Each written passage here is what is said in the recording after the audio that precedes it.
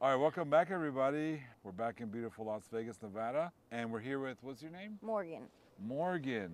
How old are you, Morgan? 27. I just turned 27. Happy birthday. And Thank you. Morgan recently got out of jail. How long were you in jail? I got arrested the middle-ish end of September.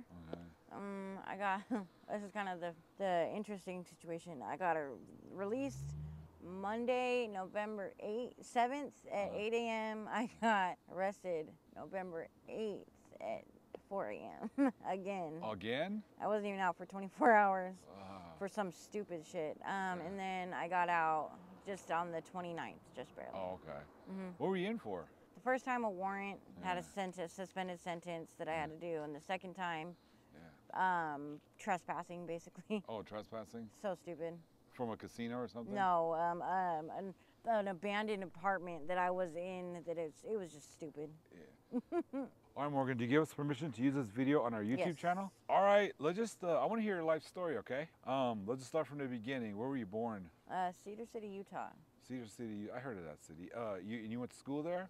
Well, yeah, I mean, yeah, I went to school for growing up before, from like kindergarten and shit up until I was like 12 in like a little town of like a couple minutes away. All right, how was elementary school for you? Kind of shitty. Yeah. What kind of student were you? Were you like quiet, popular? No, definitely not popular.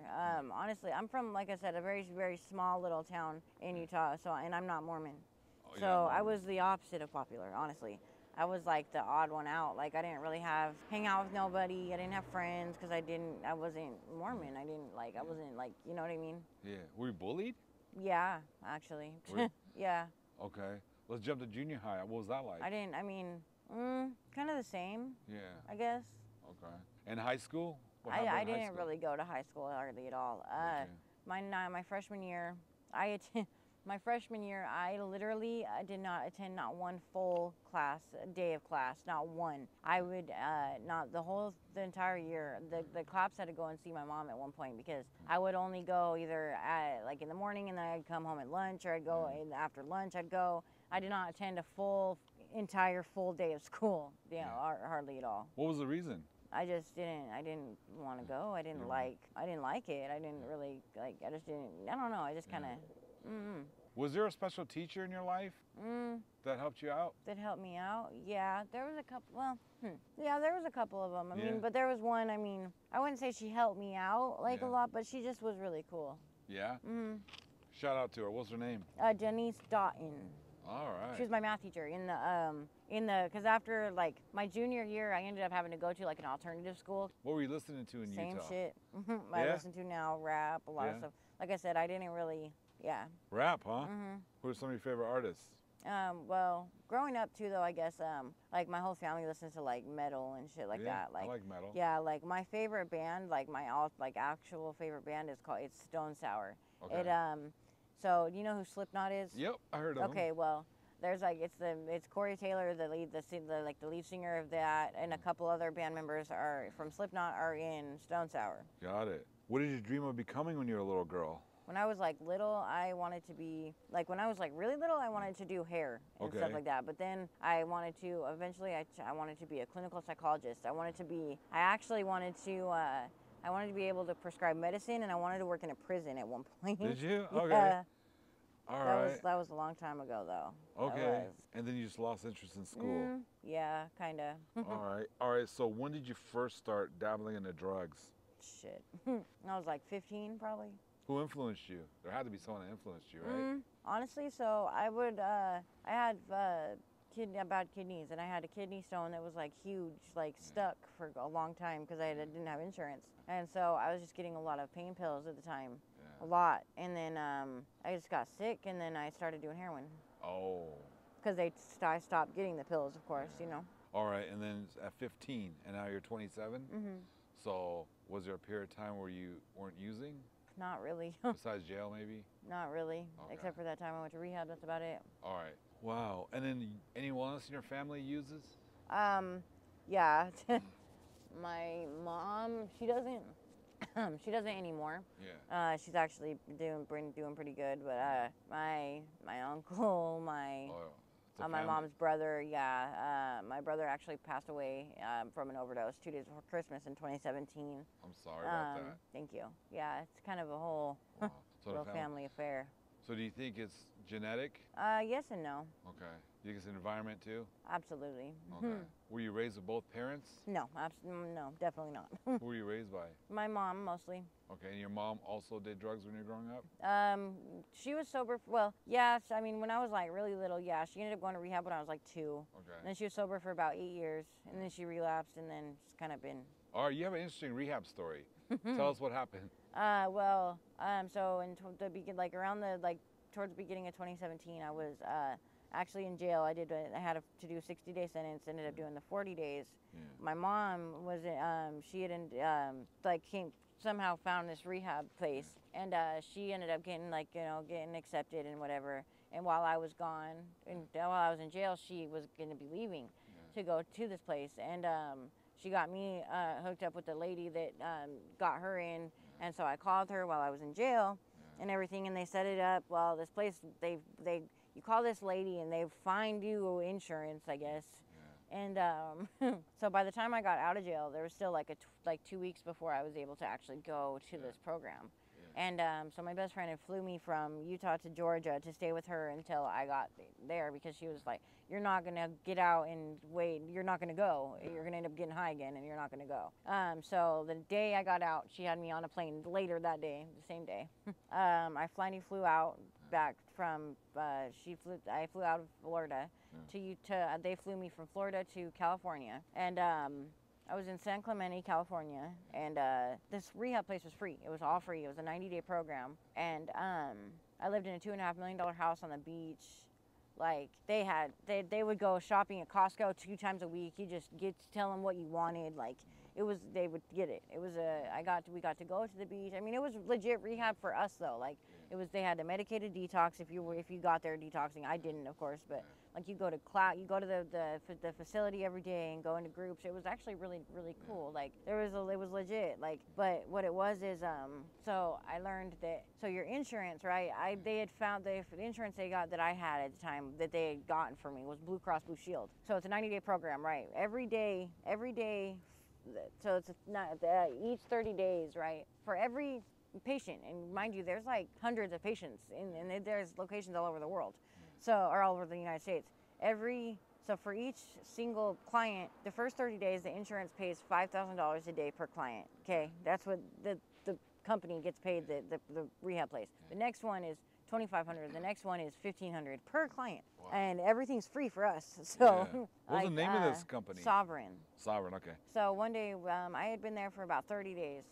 One day, we're sitting in the group at the facility, and all of a sudden, all these FBI agents, IRS, and health department walk through the door like we have search warrants. Everybody out. Like, we're like, what the fuck? I called my mom freaking out, and she said that they were there too at her location as well. I was like, oh my God, I guess they were at everywhere. They ended up like not closing it down. They just were like, they didn't. But I left. I said, fuck this. I left. But that was crazy. Like, that was crazy. Yeah. You didn't finish the rehab. Did it help you at all though? Well, I mean, like I said, I told you, I didn't even make it. I flew out like that next day after that happened. I flew to Vegas. My cousin picked me up, and I didn't even make it 5 hours before I was getting high again. So. Oh, 5 hours. Wow. I don't even know exactly how long. Not long though. So that was the only time you went to rehab? Mm-hmm. Okay. My thing is, I'm not trying to lie. Like, I always, like, everyone's like, oh, I feel like it's setting yourself up for failure. Yeah. Like, I accept that I'm not ready to be done. You know what I mean? Like. Yeah. Are you in a relationship right now? No. Okay. And have you ever done dates in the streets in Vegas? Yes, actually. I just just started doing that. Okay. Around the beginning of this year for the first time. Tell me an interesting story. I had this one guy that I would go, he'd Uber me to his house, and I'd have to sneak past all the doors or the windows, like duck down and crawl around the back of the house.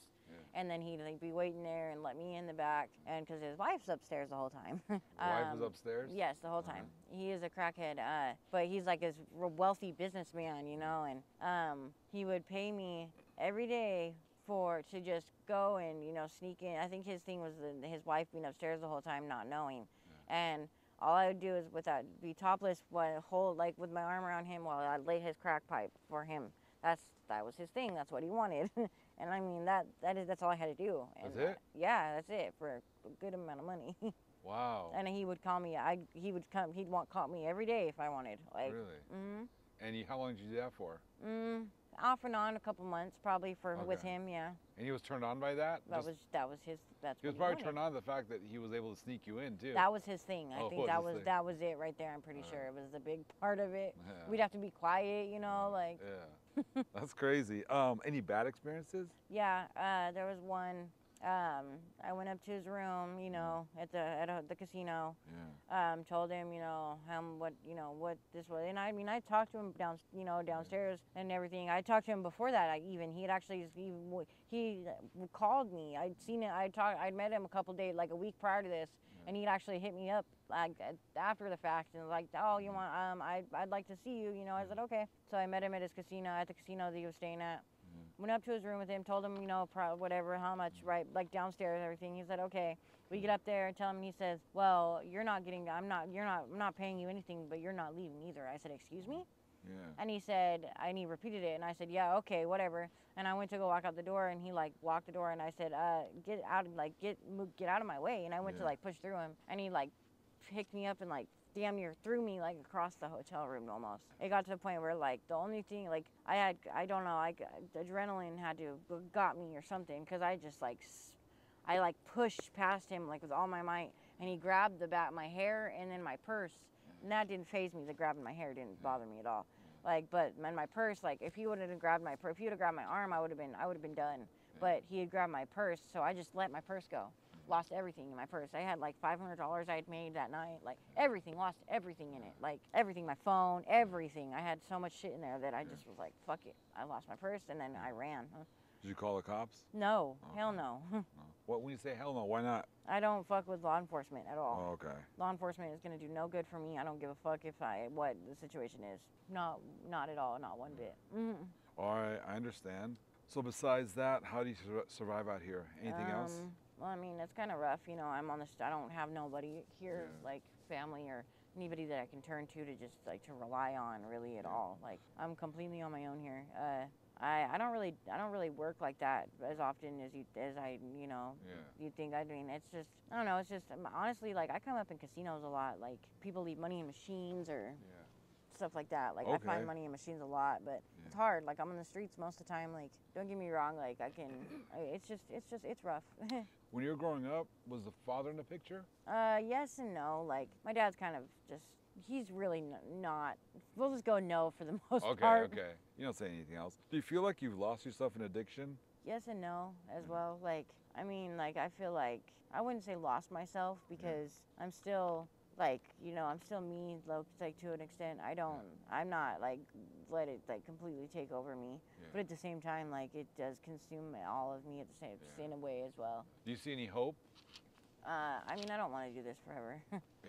And I don't want to end up like my brother, you know, like that's for sure. And would rehab be a possibility again? When I'm ready. When you're ready? Because you can't make somebody stop until they're done. You know what I mean? You think you've hit rock bottom? Obviously not yet. Not yet, Because you don't. When you hit rock bottom is when you're done. You know what I mean? So, have you ever tried NA? My mom. I grew up in that shit with my mom. My mom. Understand it? Of course. Yeah. Would that be an option? I have this. Nothing. Nothing will be an option until I'm ready to do it. Because when you're ready, you know what I mean. Once I'm ready, absolutely. But I'm not gonna lie to myself and say that I'm gonna get, because you're just setting yourself up for failure. You know what I mean? Yeah. So what's your plans now? Since you got out of jail, what are you gonna do this coming week? I honestly do not know. As far as like getting food stamps. I need to go get my. I need to get my food stamps tomorrow because it's Monday actually. Yeah. Just kind of get shit situated, get a phone. Just kind of get myself together again, I guess. Yeah. So you still have a good relationship with your mom? Mhm. Yeah, okay. Yeah, she's like the only main one I talk to. I talk to her almost as often as I can, you know. Where's she live? She lives in Arizona. Can you go to her if you wanted to? Yeah, but I'm not gonna do that until I'm sober. Until you're sober. Mhm. So you really want to do this, don't you? Yeah. Once you're ready. Absolutely. I kind of feel like fucked up because that was like that's what I was gonna do. I was gonna get out and go there, but I ended up not going. So Morgan, if someone wanted to help you right now, what could they do for you? Whether it's your family or one of our viewers wants to help you, what can they do for you right now? I mean, I'm on the streets, you know what I mean? So it's like, I need to get somehow, like, I gotta get my ID, I need it somewhere. My thing is it's hard for me to move up in life when you don't have a spot, a place to go. Like I study, like when you're bouncing from here, it's like, it's hard to focus on what you gotta do when you, like, to move up in the world, when you have to focus on what you gotta do, what you gotta do to move up in each day, you know what I mean? Yeah, so I guess, like, if it somehow, I want to get a weekly or something, you know what I mean? Just something to give me a start so I can get that shit together, because if I could do that, then I'd get shit. But it's just, that's what's been kind of hard. Can you describe your withdrawals when you're going through withdrawals? Oh my God, absolutely horrifying. It's like the worst thing you've ever experienced in the entire world times like 17. What are you using? Or abusing? Fentanyl.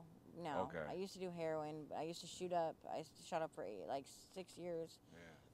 I stopped shooting around January. Okay. I've done shots like 3 different times since then, but I smoke fentanyl now. What's your message to young people wanting to get into fentanyl? That what? That want to get into fentanyl. Fuck that, dude. It's killing don't do it. Don't do drugs at all. It's not worth it. It's not worth it. It's not cool. It's not. Absolutely not. It takes people from you. Like, my brother overdosed and died 2 days before Christmas 5 years ago, and I still to this day do the exact same thing he does. Like, it's without a thought. Like, it's just that sickening. You know what I mean? Like, every day. That's the first thing I think of when I wake up, and the last thing I think of when I go to sleep. If I already have what I need, where's my foil? Where's my shit? I gotta smoke. That's common. If I don't, that's my mission as soon as I open my eyes. What's your most cherished memory in life, Morgan? Oh shit, I don't know, honestly. Do you have any good memories as a kid? My grandpa had a dune buggy that he lived in, and they lived like a block of, like, right behind the fairgrounds building and the fairgrounds like area. And he used to take me. We called it crazy driving. I was very, very close to my grandparents. Very close. My grandpa just passed away in April, but I'm sorry. Like, he was old. He was 88 years old. You know. It's a good life. Like, very old. Very, very, very, very close with each other. Like, so I would sit on his lap when I was really little, and we called it crazy driving, and he would let me steer. Then I got old enough and big enough to drive on my own, and that was cool. That's cool. Yeah. What do you want people to know about you? That I'm a good person. Just because you can be an addict, or you can do these things and these bad things that normal society thinks are just horrendous, or just repulsive or whatever. Like, I'm a very good person. I'm not a piece of shit. I'm not. I would never go and steal from somebody. Just say fuck, absolutely not. Like, I have morals still. You know what I mean? Yep. You didn't steal anything from my car. But, thank you. You are a great person. Thank you. Where would you like to see yourself in 2 years? Off the streets. Yeah. Working and making some type of normal money, you know. What kind of job do you want? At this point, any type. Oh yeah. Just something to get me on my feet. That is like, I don't know, just anything right now, really. I know you want to talk about recovery or sobriety, but can I ask you a question? What kind of feelings arise in you when someone talks about sobriety, or, hey, we need to get you? It scares me. Scares me? What scares you about rehab or sobriety? Everything, all of it. Okay. The unknown? And it's not that I don't want to talk about it. It's just that I'm not. It's just I'm not ready. You know, and I'm not gonna be. You know, I'm not gonna lie to myself. And it's not that I'm like, oh no, hell no, I don't want to get sober. Absolutely not. I want more than anything to not get high, but I'm not. You're just not ready yet. What's your favorite color? Purple. Why? Because it's color of royalty, duh. Are you optimist or pessimist? Optimist, for the most part. Yeah. Favorite flavor ice cream? I like chocolate shakes. Chocolate shakes? All right, what's a song that you don't get sick of? The song Zizek's Road by Stone Sour. And the song, it's called Snuff by Slipknot. Snuff? That was like one of my brother's favorite songs. They played it at his memorial service. Really? Yeah.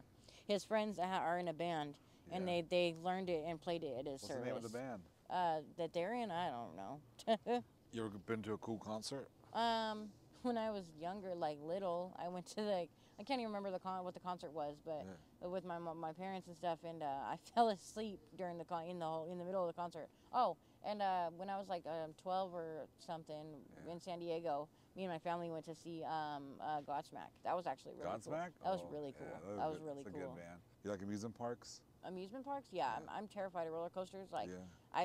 you gotta force me to to go on it. I like don't, because I'm gonna try to get off of it and scream and cry. But after it's over, I'm gonna be like, that was awesome. Let's go again. Let's go again. I'm still gonna probably scream and cry until we get on there. Have you traveled a lot? No, not really at all, actually. Where do you want to travel? Yeah, fucking all over. You know, All over, I think it'd be cool to go to different places. You know what I mean? Like to Yeah. Greece and like to all that shit. I think it'd be fun. Are you a morning person or a night person? Depends really. Yeah. On time or late? Depends on what it's to. What animal are you? I like owls. You're an owl? That's my favorite animal. So sure, why not? Have you seen one before? Where? All over the place actually. I'm from, my uncle actually. We were driving down the freeway and once in the middle of the night and once smacked into his into the grill of his car one time. Yeah. It smacked right into it, broke. We had to pull over. It was bad. That shit was scary. Oh. It killed it and it was bad. Hey Morgan, I really appreciate this interview. Thank you for being so honest and transparent. Sound like you're a really smart young lady with a bright future, I think. Thank you so much. I appreciate you. All right, we'll talk to you later and we'll maybe do an update on you. And you got to give me that email. Yeah, I will. When I'll get one in the next couple days for sure. All right, thank you so much, Morgan. You're welcome. Thank you.